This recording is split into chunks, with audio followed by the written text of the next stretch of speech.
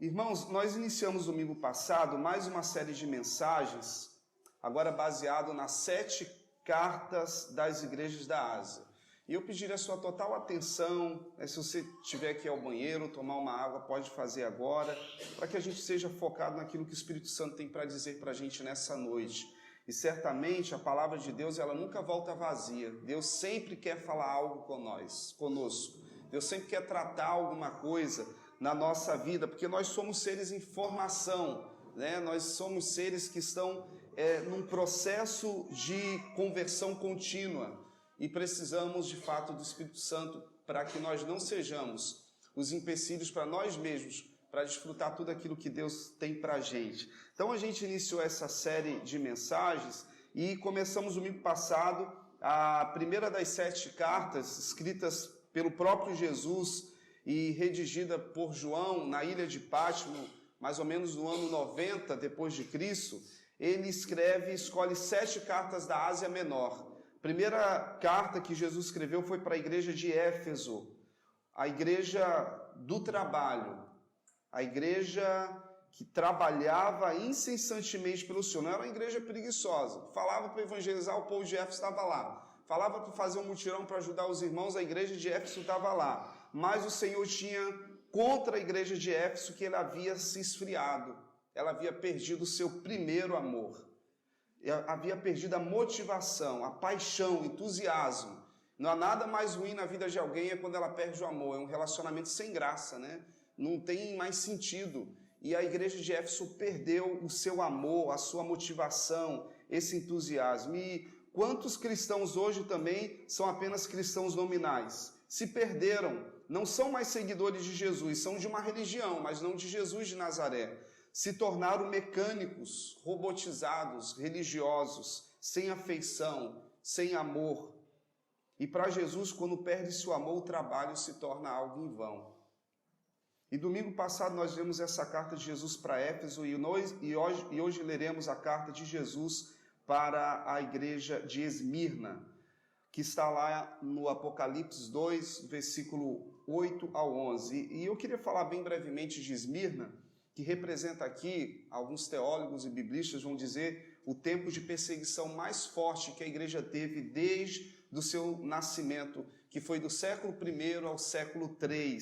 Mas mostra uma igreja que foi fiel e perseverante. Uma igreja que não cedeu às pressões do mundo. Esmirna foi testada até o último limite da sua resistência. Mas ela permaneceu fiel ao Senhor. A cidade de Esmirna, ela hoje é Izmir, na Turquia. É a cidade que fica localizada a 60 quilômetros de Éfeso, a cidade que vimos domingo passado. E tem uma população, na época que a carta foi escrita, de 200 mil pessoas. Ou seja, era uma mega cidade para a época, uma cidade muito próspera, muito rica. Esmirna é a única cidade habitada das 7 que nós temos das cartas das igrejas, que hoje ainda é habitada. As outras 6 cidades que as cartas foram escritas, elas hoje são apenas os sítios arqueológicos. Apenas Esmirna continua habitada. Ela é uma cidade que passou por vários terremotos, foi destruída por várias guerras, mas ela sempre foi reconstruída. Era uma cidade helênica, greco-romana, o templo, uma cidade muito religiosa, muito devota aos deuses romanos e gregos, e principalmente agora nesse período aos imperadores romanos. O templo mais conhecido dos gregos era de Zeus, que era o patrono dos deuses gregos, e existia vários templos dos imperadores de Roma. A adoração do imperador a Roma não era opcional, era obrigatória. Se você não adorasse o imperador romano, o Kyrios, como era chamado, o Senhor, você podia ser condenado à morte. E muitos cristãos naquele período foram condenados à morte porque se recusavam a prestar culto e oferenda aos deuses gregos e romanos. Era uma cidade muito rica, muito poderosa para o seu tempo. A igreja ali enfrentou uma oposição à sua fé em Jesus, mas isso não impediu que esses cristãos perseverassem fiéis àquilo que eles receberam de Cristo. Então nós vamos pensar que essa carta de Jesus não é mais para Esmirna, mas para a igreja hoje, para você, para mim, para todos aqueles que são seguidores de Jesus. E mais uma vez vamos pensar como é que seria Jesus escrevendo um e-mail, uma carta para a gente hoje? Jesus sempre começa com elogios, depois ele dá uma crítica à igreja. E quais seriam os elogios que Jesus falaria a seu respeito? Quais seriam as críticas que ele falaria a seu respeito? Existem duas igrejas que não recebem crítica nenhuma. Uma delas é Esmirna. Ela apenas recebe elogios, mas nem por isso ela é isenta de passar por momentos de tamanha aflição. Vamos ao texto então, que está projetado, diz assim o texto sagrado. Ao anjo da igreja em Esmirna escreve. O anjo aqui refere-se ao pastor da igreja que vai traduzir ou vai dizer o conteúdo da carta para a igreja. Essas são as palavras daquele que é o primeiro e o último, isso é, o alfa e o ômega, que morreu e tornou a viver. Conheço as suas aflições e a sua pobreza, mas você é rico. Conheço a blasfêmia dos que se dizem judeus, mas não são, sendo antes seguidores ou sendo antes da sinagoga de Satanás. Não tenha medo do que você está prestes a sofrer. O diabo lançará alguns de vocês na prisão para prová-los, e vocês sofrerão perseguição durante 10 dias. Seja fiel até a morte, e eu lhes darei a coroa da vida. Aquele que tem ouvidos, ouça o que o Espírito diz às igrejas. O vencedor, de modo algum, sofrerá a segunda morte. Vamos orar mais uma vez? Deus nosso Pai, louvamos o Teu santo nome e pedimos que a Tua palavra possa penetrar no nosso entendimento e no nosso coração e possa gerar, Senhor, transformação em nossa vida para louvor do Teu nome, em nome de Jesus.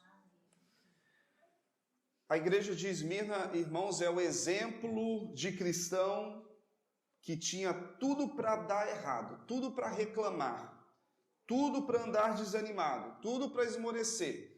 Era um pessoal que passava por perseguição, por aflições, por dificuldades, mas era o oposto de tudo isso. Era uma igreja alegre, vibrante, não eram reclamões, era um povo que vivia como aquilo que Paulo falou, quanto estou fraco é que estou forte.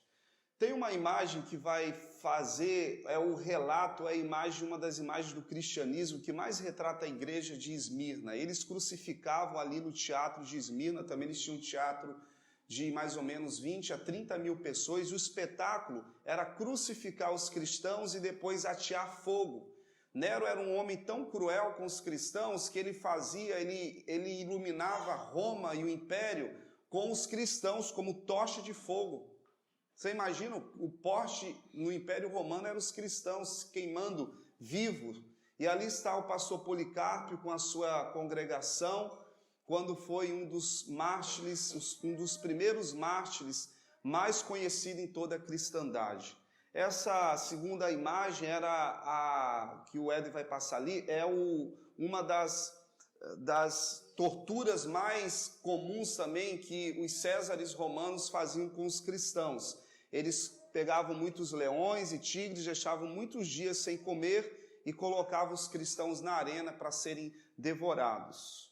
Quando Jesus fala que o diabo lançará alguns de vocês na prisão e provará vocês e vocês sofrerão, talvez Jesus esteja dizendo para eles resistir firme até tudo isso passar. Esmirna simboliza 3 séculos da igreja, 300 anos em que a igreja ela foi perseguida e foi torturada e foi martirizada pela fé. Esmirna, meus irmãos, vivenciou o sabor amargo de viver nesse período cuja trajetória durou quase 3 séculos. Aliás, eu tinha uma tia que teve um AVC e ela sentia dor o tempo todo. E às vezes até quando ela respirava, ela dizia que sentia dor. Aí eu falava, tia, a senhora já era bem idosa, na verdade era tia dos meus pais, e a senhora está sentindo dor no momento? Eu falava, filho, eu sinto dor desde quando eu durmo até quando eu acordo, o tempo todo. E ela sempre brincalhona, sempre bem-humorada, e o sofrimento não impôs a ela uma vida de amargura, pelo contrário, era uma pessoa oposto de tudo isso. Irmãos, há cristãos que se passar por 10% do que os cristãos de Esmirna passaram, como é que pede para sair? Não aguenta. Não desiste da fé, abandona a fé. E se Jesus enviasse então uma carta para você dizendo: filhão, como é que você está? Você vai passar por pobreza, por difamação, por calúnia, por perseguição, vai ser comida de gatinho, vai ser luminária nas ruas. 10 dias. Como é que a gente ia reagir? Ninguém queria receber uma carta de Jesus. Imagina mandando para a nossa igreja. Né? Quanto não ia correr? Pouco que ia ficar. Né? Então a gente ouve essa carta de Jesus para a sua igreja, e a igreja de Esmirna, ela, sim, Senhor, se o Senhor está permitindo, nós passaremos por essa aprovação. A mulher de Jó responderia, o típico cristão, mulher de Jó responderia: amaldiçoa esse Deus e morre, não presta mais para a gente não. Prestava até quando ele dava tudo que a gente precisava, queria. Mas sendo assim, estou fora, não quero convivência com esse Deus não. Mas o crente maduro, como Jó, responderia: muito bem, sim Senhor, o Senhor deu, o Senhor pode tomar, o Senhor vai ser louvado em qualquer circunstância. Por que na verdade, meus irmãos, nós estamos programados, a gente programa a nossa mente, quando nos dirigimos a Deus em oração, só para receber o bem de Deus, só para receber as coisas boas. Ninguém quer receber o sofrimento. Deus mandou para Paulo, apóstolo, um espinho na carne, que era mensageiro de Satanás, para fazer o quê? Que Paulo se mantivesse onde Deus queria que ele tivesse. Deus dá a supervisão de Jó, não mais para um anjo bacana, legal, que só pensa em bênção, dá para o diabo. Que tipo de Deus é esse que faz isso? Deus tem propósito em todas as coisas.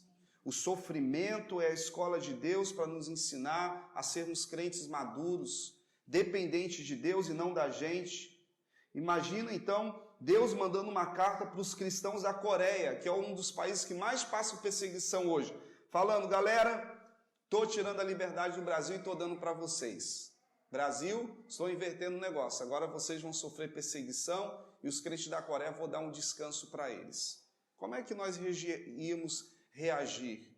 Né? Aí conversando, acho que foi com o Éder, ele falou: acho que Deus está precisando fazer um filtro mesmo aqui no Brasil, mandar uma perseguição para filtrar um monte de crente Nutella que está tendo nas nossas igrejas. Mas isso quem faz é o Senhor.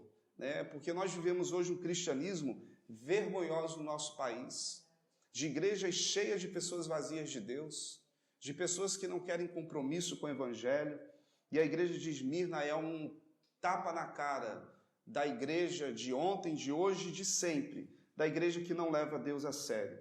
A igreja de Esmirna, meus irmãos, entendia a linguagem do sofrimento. Por causa da perseguição e da pobreza, a alma deles era fluente no dialeto da fome, da solidão, da humilhação, do medo e da dor. Uma igreja fiel que não cedeu às tentações e às pressões do mundo, uma igreja cristã, séria, apostólica. Paulo disse: sei passar por fartura, sei passar por escassez, tudo posso naquele que me fortalece. Lembre-se de que das 7 igrejas do Apocalipse, apenas Esmirna e Filadélfia não receberam crítica, mas apenas elogios do seu Senhor. Será que se Jesus mandasse um WhatsApp para mim hoje, ele ia só mandar elogios? Cara, eu curto você, tu é um bom cristão. Eu tenho certeza que em relação a mim, não. Virou uma série de críticas. Eu ficar de boca aberta. Porque Jesus não tem meio papo, ele não fica constrangido, ele ama a gente demais para fazer vista grossa aos nossos erros. E a questão é, o que a gente faz com aquilo que o Espírito Santo revela a gente? Fica só na constatação ou pega o caderno e vou começar nisso, Senhor, preciso da tua graça. Mas nem por isso, meus irmãos, a igreja de Esmirna, que teve só elogios, escapou do sofrimento e ela não deixou de perseverar. Tem crente que pede de manhã e quer receber de tarde, meio-dia. Se Deus não der, Deus está com problema. Está surdo, não ouviu, Deus não é meu servo, Ele é Senhor, Ele dá se quiser. E a igreja tinha esse entendimento. Crentes que não sabem o que é perseverança, que não sabem passar por provações. Precisamos aprender com Esmirna, com os cristãos, que nós precisamos de fato entender essa perseverança que o Evangelho nos pressupõe. João 16:33, Jesus diz o seguinte: eu disse essas coisas para que em mim vocês tenham paz. Nesse mundo vocês serão aflições. Contudo, tenham ânimo. Eu venci o mundo. Jesus não prometeu vida fácil para ninguém, não. Ele falou que a gente ia ter aflição. A gente tem que ter bom ânimo. Ele próprio, como filho de Deus, passou por tribulações, por aflições, mas ele não perdeu a fé e nem o ânimo. Quando a gente perde a fé e o ânimo, aí fica difícil de andar mesmo. Quantos cristãos, meus irmãos, estão desanimados? Claro, sempre em relação às coisas de Deus. Não se dedicam à oração, não evangelizam, não se dedicam aos estudos sistemáticos da Bíblia, e aí querem ver o sobrenatural de Deus quando elas vivem o natural, o tempo todo. Se relacionam com Deus apenas nos finais de semana e olhem lá, e não se deixam ser dirigidos durante a semana pelo Senhor. E aí fica difícil de vencer o desânimo, a preguiça, o comodismo, e nós precisamos pensar que essa igreja é o retrato daquilo que precisamos ser também, se quisermos realmente viver um cristianismo sério, de amor a Deus e não apenas de ativismos ou de um esfriamento total.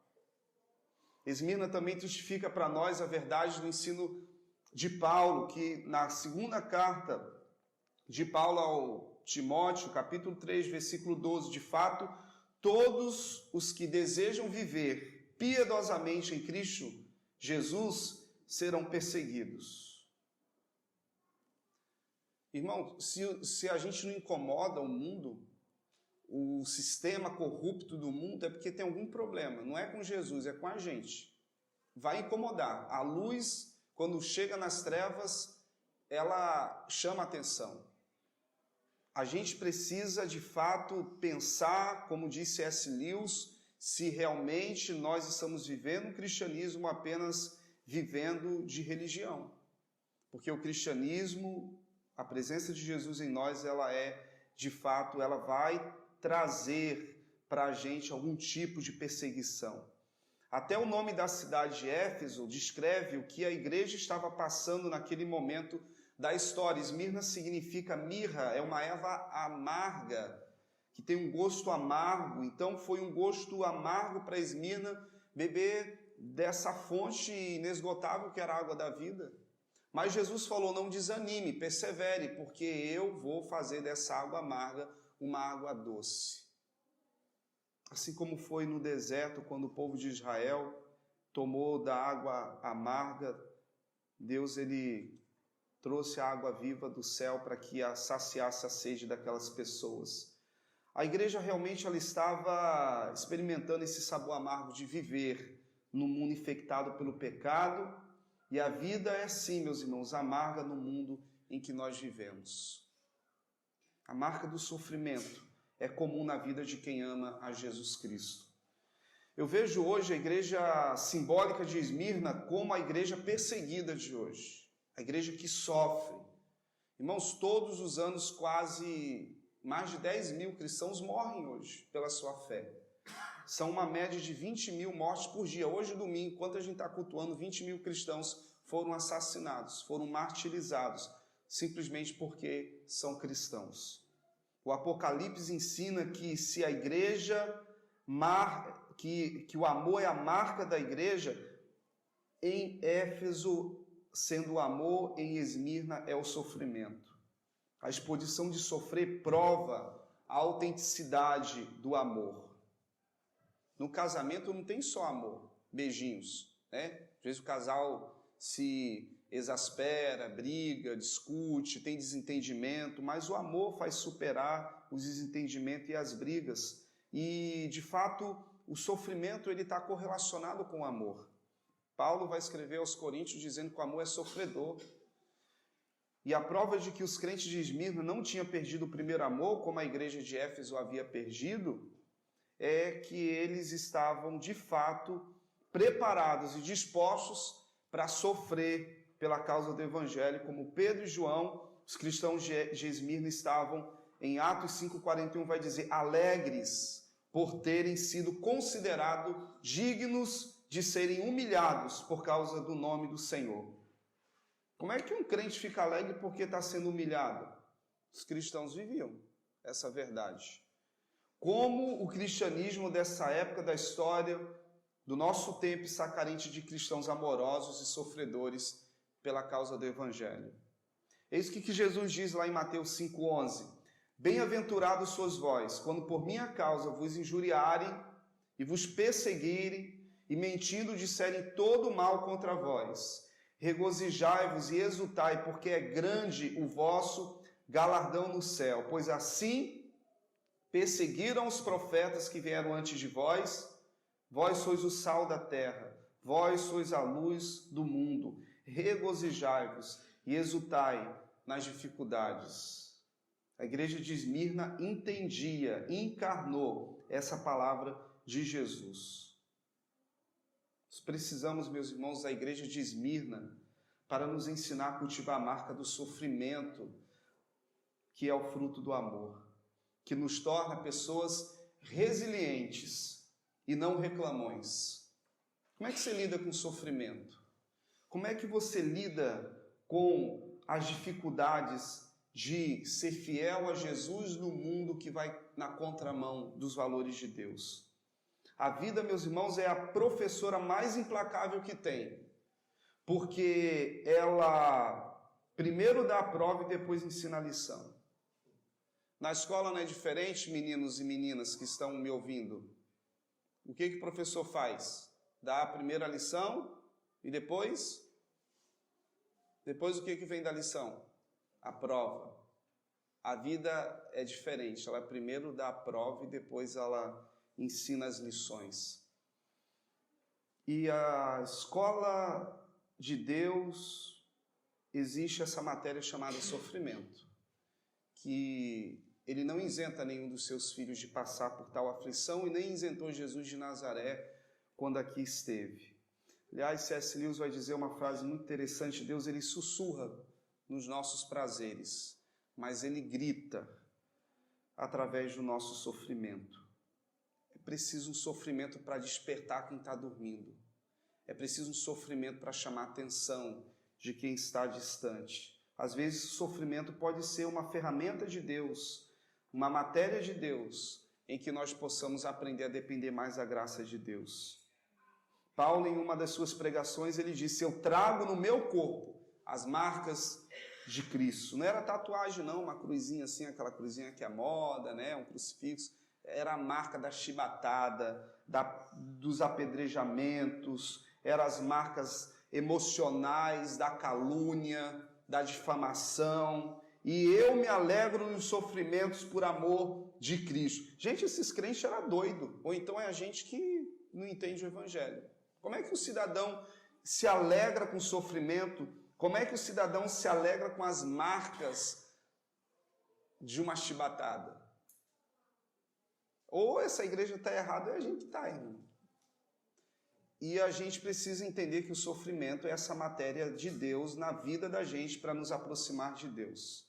Não para nos afastar, mas para nos aproximar. Quando o crente moderno sofre, ele se afasta de Deus. Deus esqueceu de mim. Deus não está me olhando. Os crentes de antigamente, quando sofria, opa, que felicidade, estou chamando a atenção de Deus. Sou um cristão aprovado. Irmãos, é inevitável o sofrimento. Por quê? Porque essa igreja mantinha a inviolabilidade, a inegociabilidade do Evangelho. Eles não negociavam com o Evangelho. Eles não negociavam, eles não violavam aquilo que eles consideravam sagrado para eles. No mundo que vai na contramão do caminho reto, nós precisamos viver acima dos parâmetros negociáveis da religião, sem judaísmo, sem farisaísmo, sem legalismo, mas apenas o Evangelho da graça. Nós seremos tempestades, sofrimentos, mas tudo vai passar, uma promessa de Deus. 10 dias, aguenta firme, tudo passa. O nosso Jesus é que não passa, ele é de eternidade a eternidade. Então os sofrimentos da igreja Ela sofreu por causa do evangelho, não sofreu porque estava pecando, que era rebelde, ela sofreu porque estava fazendo a coisa certa. E o que eles podem nos ensinar com isso? O testemunho desses irmãos haverá de nos encorajar a perseverar. 1 Pedro 5,8 vai dizer: estejam alertas e vigiem. O diabo, inimigo de vocês, anda ao redor como leão, rugindo e procurando a quem possa devorar. Quando Pedro vê aqueles leões ali, ele compara que o diabo é aquele leão, ele quer devorar, é do instinto do animal quando está com fome. Fiquem atentos, vigiem. Sofrimento faz parte da vida e ele tem propósito de Deus, e quando sofremos precisamos voltar o nosso olhar não para o sofrimento, mas para Deus. E como Pedro vai dizer, permaneçam firmes na fé. Duas eram as fontes principais do sofrimento da igreja de Esmirna: era a resistência ao império, ao governo, e a revolta dos ímpios. A resistência ao império, eles sabem a quem são leais. O império dizia uma coisa e o evangelho outra, e eles se posicionaram. A igreja precisa se posicionar. No mundo de tanta inversão de valores, ou do politicamente correto, nós precisamos nos posicionar. Jesus precisa de uma igreja que se posicione, que seja leal a Ele e aos seus ensinos, mesmo que isso vá contra o império, contra o governo, contra o que é politicamente correto. O culto ao imperador não era opcional, era obrigatório. Era um fator de grande orgulho em Esmirna adorar os Césares romanos. Claro, os cristãos daquela cidade se recusavam abertamente a acender um incenso diante das estátuas romanas, e também eles não chamavam Tibério César de Senhor, Kyrios. Não, é Jesus que é o Senhor. Eles sabiam que idolatria era pecado, eles não iam contra Deus só para manter o status quo de uma cidade religiosa e o status de viver bem na sociedade. O resultado foi o sofrimento, a retaliação, a perseguição e até o confisco dos bens desses cristãos. Tomavam a casa, o trabalho, e eles sabiam que isso era por causa da sua lealdade a Jesus. E Jesus fala: eu conheço a sua aflição e o resultado da sua pobreza, mas vocês não são pobres, vocês são ricos. Quando Francisco de Assis foi a Roma, ele viu não foi nem Francisco de Assis, foi um outro Francisco mais moderno. Ele foi a Roma, ele viu aqueles prédios suntuosos, ele viu aqueles palácios, e ele lembrou do texto em que Pedro, quando parado na porta de um templo, pediu a ele que lhe desse alguma moedinha para que ele pudesse comer. E Pedro falou: filho, eu não tenho moeda para te dar, mas o que eu tenho eu te dou. Levanta em nome de Jesus o Nazareno. E aquele cego levantou do seu estado de pobreza, e aquele aleijado conseguiu andar. Agora não estou lembrando se o aleijado é o cego. É o aleijado, obrigado. E o aleijado andou. E ele, olhando depois aqueles palácios, e aquele homem lá no Vaticano mostrando toda aquela exuberância, toda aquela riqueza da igreja, ele falou assim: hoje nós não podemos mais dizer como São Pedro dizia, porque a gente tem muito ouro, muita prata, muita riqueza, mas a gente está pobre, a gente perdeu a autoridade, a gente não tem mais condições de falar para o aleijado: anda e seja liberto da tua escravidão. Nós temos hoje uma igreja rica, poderosa, igreja cristã, evangélica, protestante, católica, ortodoxa. Qualquer igreja cristã, ela é poderosa, é rica, mas ela é pobre da espiritualidade. E ela não pode perder isso.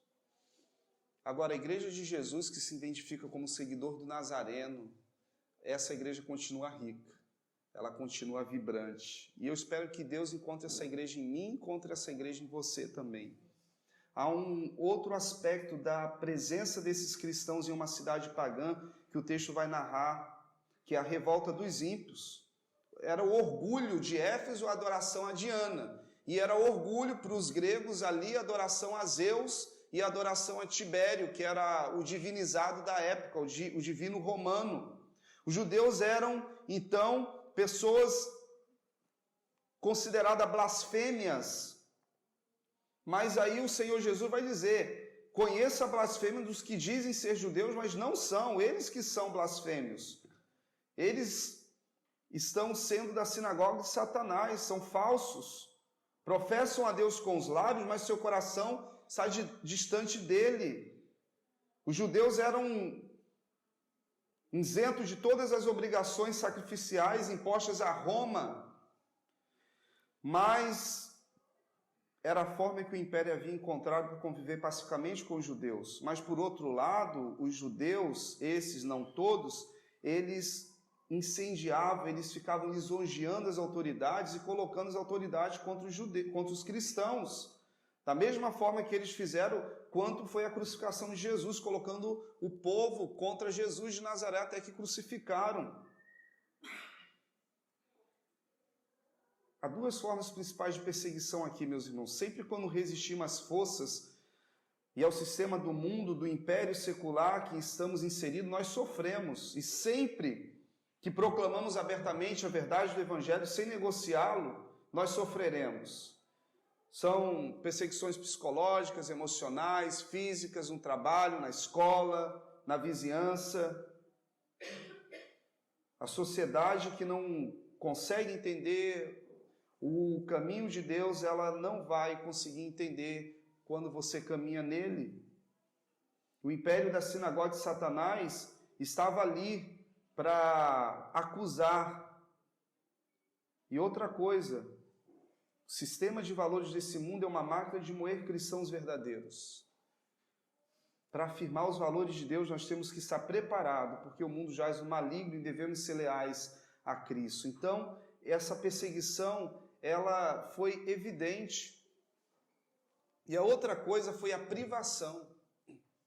O imperador, não adianta matar cristão, não adianta tirar o trabalho deles, não adianta... a gente vai começar a tirar, a confiscar em nome do Estado tudo que eles têm. O trabalho, o carro, o celular. Claro, não tinha nada disso, né? Mas tudo que eles têm vai ser confiscado. Irmãos, tem gente que é tão rica que a única coisa que elas têm é dinheiro. A cidade de Éfeso era uma cidade riquíssima, mas a igreja era uma igreja pobre. Talvez ela pertencesse à classe mais baixa da sociedade. Talvez o amor e a generosidade tivessem com que eles tivessem vendido tudo para dar aos que necessitavam.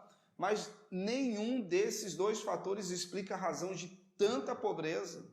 A sua pobreza era fruto de suas aflições, da sua fidelidade a Cristo, ou seja, a decisão de agir corretamente nos negócios, renunciar aos métodos suspeitos e inescrupulosos. Os judeus e pagãos que se negavam a fazer negócio com cristãos só porque era cristão, o império que perseguia, confiscava os bens dos cristãos. Isso e muito mais fez com que o povo passasse por tanta privação, como John Stott vai afirmar, ainda hoje nem sempre é gratificante ser cristão. Porque a honestidade a qualquer preço nem sempre é o melhor procedimento para se ganhar bens materiais. A pobreza tem frequentemente sido parte do custo do discipulado cristão. O judeu se enquadrou no mundo, porque gostava de ganhar, não de perder. Quem é os maiores banqueiros do Brasil e do mundo? O judeu, Safra, um dos nossos 10 homens mais ricos do mundo, com uma fortuna de quase 22 bilhões de dólares, naturalizado brasileiro, do Banco Safra, e vê a morte que esse homem teve. Uma morte terrível. Morreu queimado na sua casa, vivia numa mansão blindada, muito mais forte do que o presidente da República, mas morreu queimado. E o outro morreu com câncer, com Parkinson, nem lembrava mais de tanto dinheiro que tinha. Para que o fim de alguém que nega a Deus apenas por bens materiais e nem se reconhece mais como pessoa? A igreja não pode negociar os seus valores. Isso é muito mais, fez com que essa igreja passasse por privações. Quais são as perseguições que você tem sofrido porque você é uma pessoa correta, honesta, temente a Deus? A explicação, meus irmãos, para a igreja de Esmirna é bem fácil. Apesar de ser pobre financeiramente, ela era rica espiritualmente. Quando você olha aquela igreja de fora, via pessoas necessitadas financeiramente, porém, por dentro, eles tinham de sobra para dar para os outros. Se você acha que a sua pobreza é motivo para te afastar de Deus, leia Esmirna. É a pobreza de espírito que nos afasta de Deus, não a pobreza financeira. É a pobreza de mente que nos afasta. Não, Jesus falou, bem-aventurado os pobres de espírito, porque deles são o reino de Deus, a riqueza do reino de Deus. Você vai dizer que quando você perde tudo, Deus se torna o seu tudo. A maior riqueza que nós temos é a nossa fé nesse Deus que supre as nossas necessidades. Não naquilo que Deus nos dá, mas naquilo que Ele é. Porque quando a gente tem Deus, a gente não perde, assim a gente só ganha. Quando a gente tem as coisas que Deus dá e só fica satisfeito com isso, quando a gente perde isso, não faz sentido mais acreditar nele. À medida, meus irmãos, em que o fim se aproxima, o espírito do anticristo, ele se manifesta e quem não pensa e age como um deles será perseguido e sofrerá grandes privações. Os Estados Unidos já está, no primeiro censo, já demonstrou que não é mais maioria cristã. 49% dos americanos são cristãos, são protestantes, são evangélicos. Sem incluir os católicos. A maior nação protestante deixando de ser protestante. Nós estamos vivendo uma Europa pós-cristã. Os templos europeus estão sendo leiloados. Eu fui em Paris procurando um grande movimento da reforma protestante que o rei da época mandou matar muitos cristãos, os agnotes, e eles morreram pela sua fé. Em menos de 100 anos, quase que a metade da França se converteu ao cristianismo. Eu fui lá procurar esse templo, botei no Google, quando vi o templo em plena comemoração da reforma da igreja, aquele templo estava totalmente abandonado e fechado. Eu falei, qual o retrato da igreja na França? A igreja na França está num declínio da fé também. Ela está vivendo um pós-cristianismo. Daqui a alguns anos, se não cuidar, vai ser uma grande nação muçulmana. A igreja, ela sofreu difamação, privação, a igreja de Esmirna, mas ela não blasfemou contra Deus, pelo contrário, ela se manteve fiel ao Senhor. O nome Satanás, como bem conhecemos, significa acusador, caluniador. E o diabo, por meio dos seus instrumentos, vai colocar alguns cristãos de Esmirna na prisão, e o Senhor Jesus alerta que eles precisariam perseverar firmes. Estou caminhando, meus irmãos, para o encerramento dessa palavra, e eu queria pensar com os irmãos sobre como é que essas lições, ou toda essa fala até aqui, nós podemos refletir na nossa espiritualidade. Nós podemos refletir a nossa igualdade, a nossa diferença naquilo que a igreja de Esmirna nos apresenta.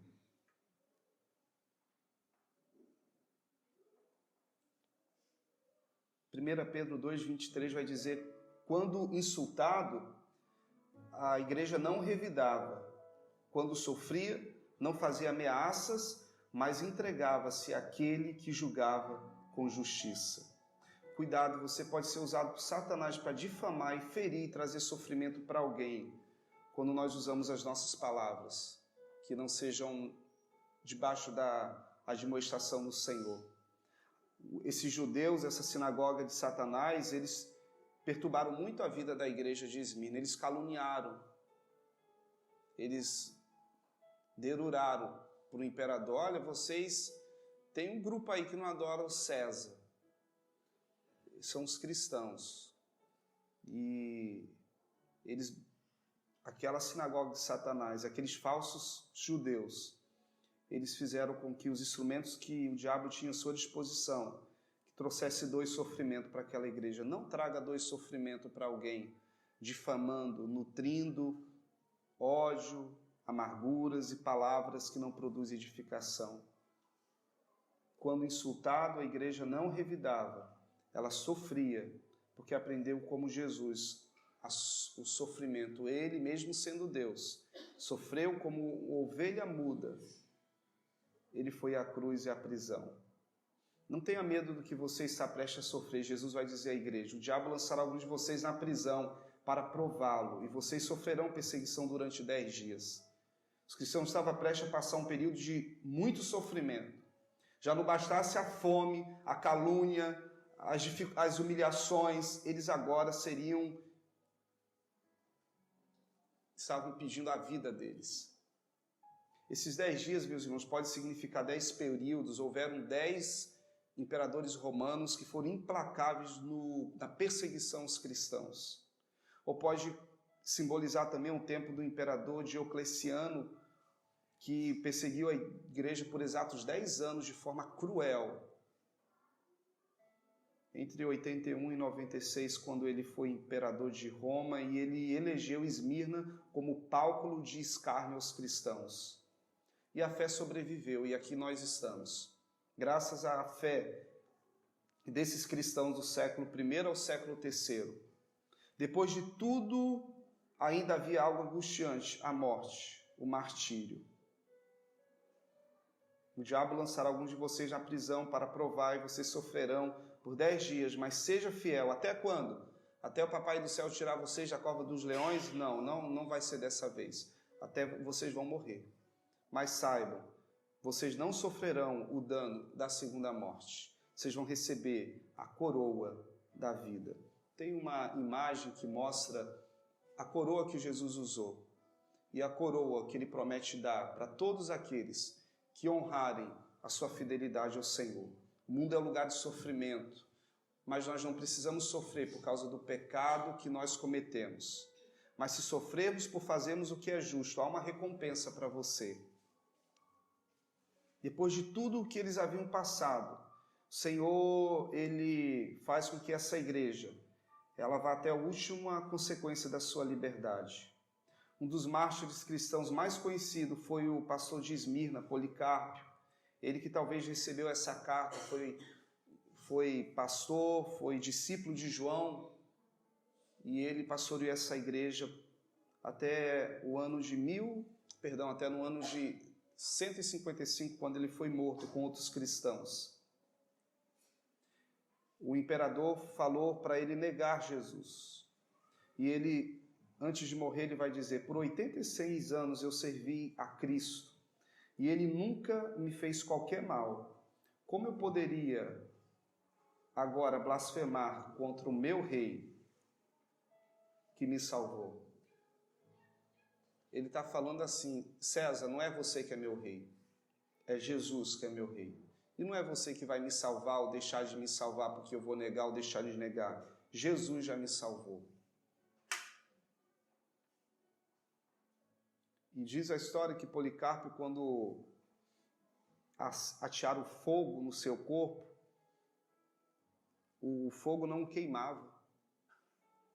E ele passou vários minutos ali tentando o fogo e não queimava, e Policarpo ali orando e ainda aproveitando para evangelizar naquela arena e fortalecer os seus irmãos que também iam receber o martírio.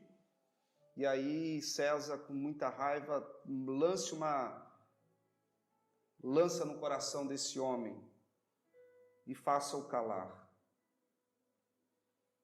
E aí o que Policarpo recebe? Depois, a coroa da vida. Jesus já tinha deixado claro aos seus discípulos: digo-vos, meus amigos, não temam os que matam o corpo, e depois disso nada mais podem fazer. Sofrimento é parte do discipulado cristão. Foi e continua sendo. Jesus falou aos seus discípulos: se o mundo vos odeia, saiba que antes de vocês odiou a mim. Se vocês permanecem permanecessem no mundo. O mundo amaria o que era seu. Todavia vocês não são do mundo, mas eu escolhi e tirei-os do mundo. Por isso o mundo vos odeia. Lembre-se das palavras que eu disse: nenhum escravo é maior do que o seu senhor. Se me perseguiram, perseguirão vocês. Se obedecerem as minhas palavras, também obedecerão as de vocês. Tratarão assim vocês por meu nome, pois não conhecem aquele que me enviou. Como é que a gente vence o sofrimento? Acreditando que nós não sofreremos o dano da segunda morte. Palavras de Deus a Josué: seja forte, seja corajoso, não se apavore, não desanime, pois eu, Senhor, teu Deus, sou contigo para te fortalecer. Deus fala com a gente no meio do sofrimento. Onde é que estava Deus quando aqueles cristãos estavam sendo crucificados? Jesus falou: eu estou aqui com você, filho. Onde é que estava Jesus quando os cristãos estavam sendo queimados? Filho, eu estou aqui sendo queimado com você. Eu estou levando você para o outro lado, e o seu sofrimento em breve cessará, e a sua alegria eterna há de começar. Não tenha medo do que está prestes a acontecer. Essa é a palavra de Jesus para a igreja que não cedeu, para a igreja que não abriu mão dos seus valores. Quais são os valores de Jesus que você já abriu mão? Que você cedeu para não ficar sem graça, para não ficar deslocado na sociedade? No mundo nós sofreremos, a vida é amarga. Agora, há duas maneiras de sofrer. Aquelas pessoas que sofrem pela consequência dos seus erros e pecado, e aqueles que sofrem porque buscam se parecer com Jesus. Você só vai escolher como você vai viver o seu sofrimento. Se por causa do seu pecado ou se por causa da sua obediência.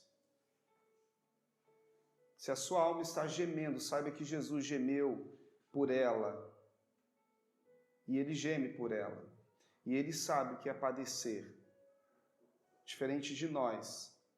Não por ter pecado, mas para nos salvar.